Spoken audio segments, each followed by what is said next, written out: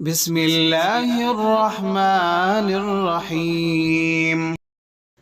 کیا درج ذیل صورتوں میں عورت کی نماز درست ہوگی؟ نمبر 1، اگر نماز پڑھتے ہوئے اس کے بال سامنے ماتھے پر نظر آئے۔ نمبر 2، اگر دوپٹہ یا چادر باریک ہوں اور بال نظر آئے۔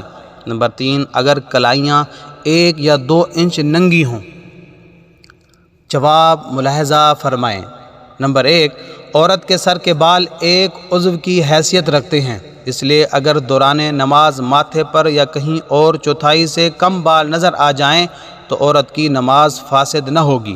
البتہ عورت کو چاہیے کہ نماز کے وقت سر کے تمام بال احتیاط کے ساتھ اچھی طرح چھپا لیا کرے، اس میں کوتاہی نہ کرے، اور اگر نماز کے دوران کسی عورت کے کم از کم چوتھائی بال کھل گئے اور ایک رکن یعنی 3 بار سبحان اللہ کہنے کے باقدر کھلے رہے تو اس کی نماز فاسد ہو جائے گی۔